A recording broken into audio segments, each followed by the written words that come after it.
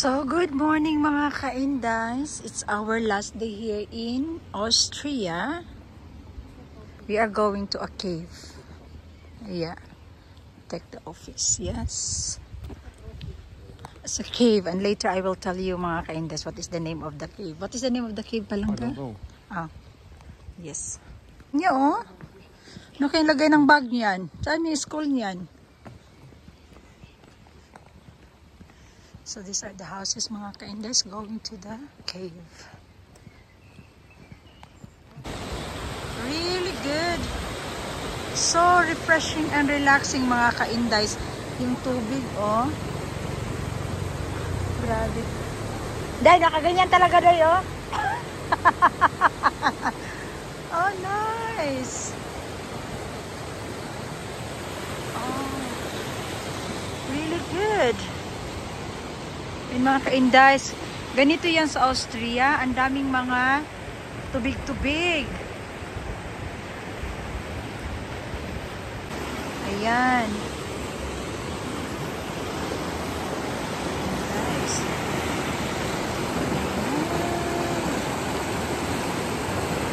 So we can take our ticket here mga ka-Indies. Forum Sar. Yeah. Ayan. Get inside here.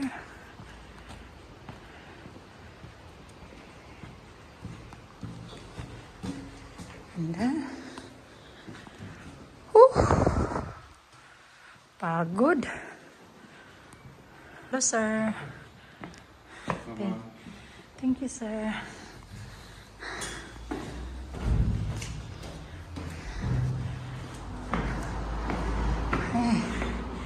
Ganda din dito, oh. Kakaiba din. Ayan.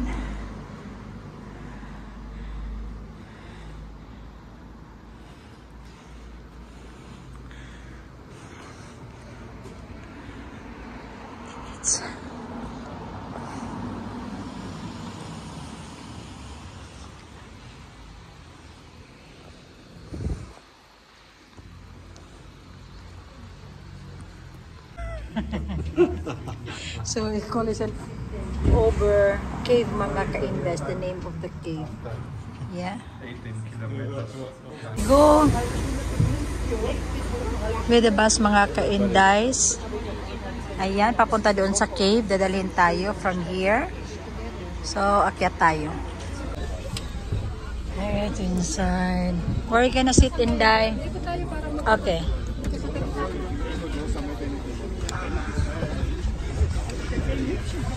Puno yung bus mga ka-Indies. Ayan.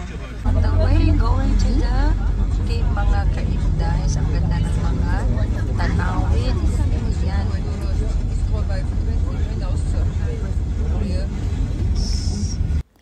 Nandito na tayo sa loob ng bus. Ang bus mga ka-Indies is kasali na sa entrance ng cave. So actually, wala tayong ibang papasok dito kundi ito lang bus na ito. Walang pwedeng auto o kaya yung mga private cars mga ka-Indies na papunta doon sa cave. So ito lang talaga at saka medyo malayo-layo din.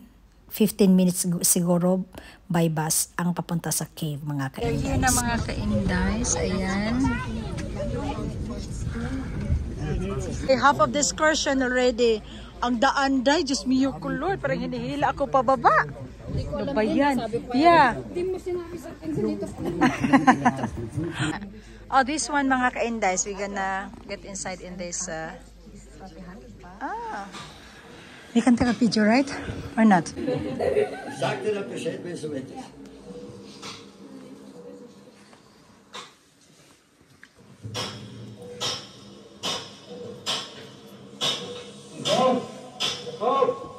Hast du schon was abgefahren? Ja, dann lass uns mal schauen.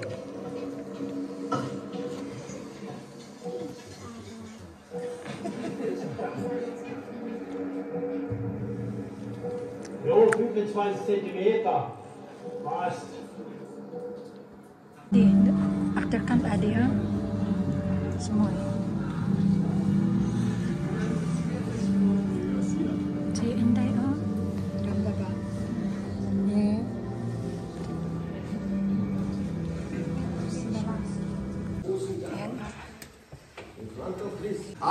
Fotos jetzt.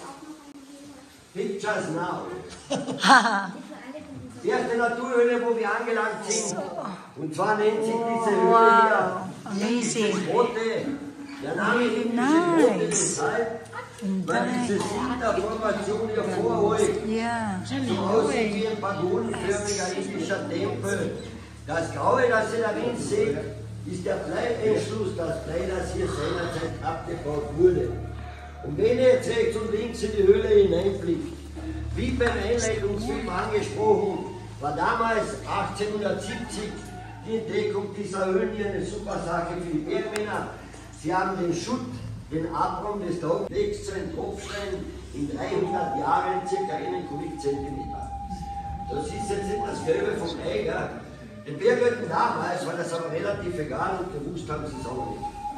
Und nachdem wir jetzt in einer Tropfsteinhöhle sind, machen wir eine kleine Fahrlang mit der Mitte. Und jetzt ist im Laufe der Zeit getroffen, steht so etwas hier. Eine sogenannte Sintersäule, das Stalagnat. Und dann gibt es in unseren Höhlen noch Sinterfahnen oder Vorhänge genannt. Und ich war Gott sei Dank nicht dabei. Das war eine Strengsache. Zuerst haben wir den ganzen Schutt von den Bergmännern mit der Hand hinausbringen und alles, was ihr da innen seht, Metallverbauten, Holzverbauten, Stiegen, Betongeländer, alles mit der Hand rein. Ja. Beim Schaf mit dem Flaschenzug hinauf oder sonst vom Ausgang mit der Scheibtruhe herein. Also nie um die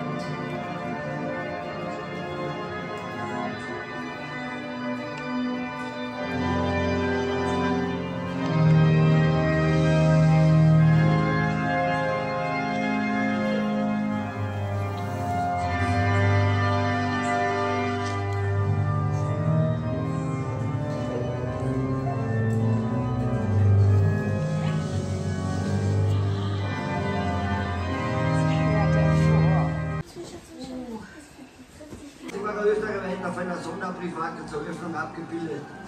Sein Kollege dahinter ist irgendwann einmal eine tektonische Bewegung im Berg, sprich so ein Erdbeben geknickt worden. Mittlerweile hat er es wieder geschafft, er versinkert wieder. Und jetzt könnt ihr hinten rechts und links, oben und unten, diese wunderschönen Sinterfahnen betrachten, von denen ich in der indischen Grotte gesprochen habe. So eine Sinterfahne braucht eine hohe Tropfrate, sprich sie braucht viel Wasser. Wenn sie genug Wasser hat, wächst am Ende von ihnen ein schöner Stalaktit hinunter, so wie ihr merkt, diese Fahne da vor euch. Oder dieses Elefantohr hinter euch. Ja, das Elefant. Das Elefant-Ding. Hier. Und damit ihr nicht glaubt, wir haben nur Senioren in unserer Höhle, wir haben schon Teenager auch. So wie diese.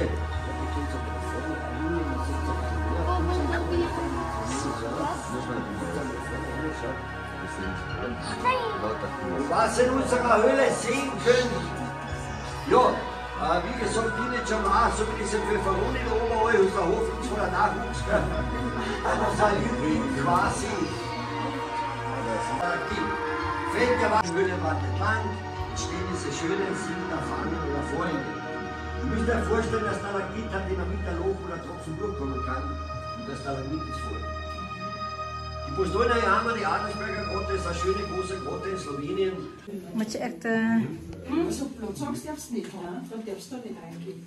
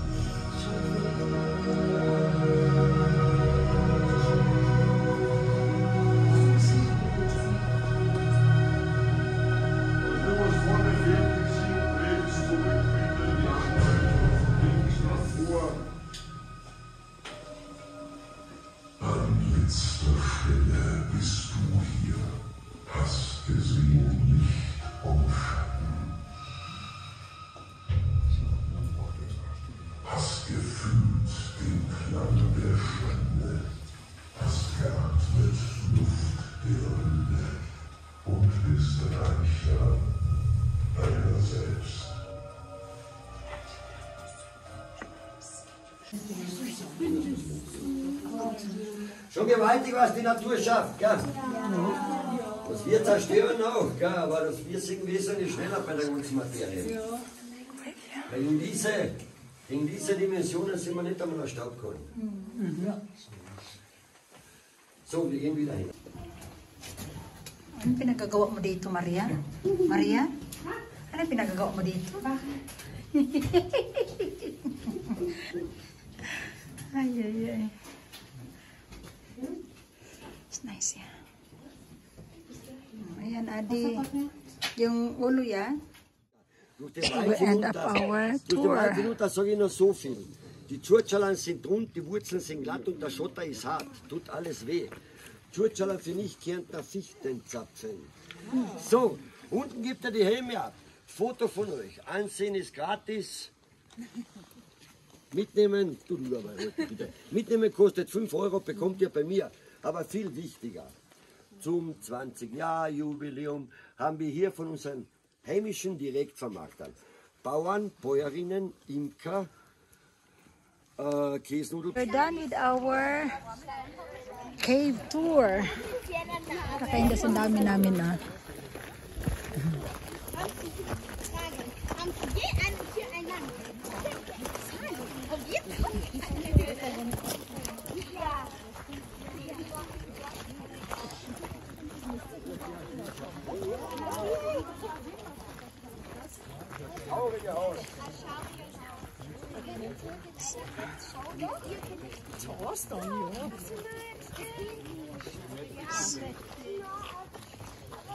Ayan.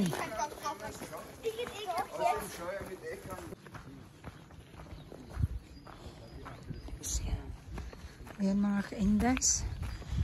Galing sa cave. Malayo din lalakarin. From the cave is also. Hello. Hello vlog. Welcome to my guys.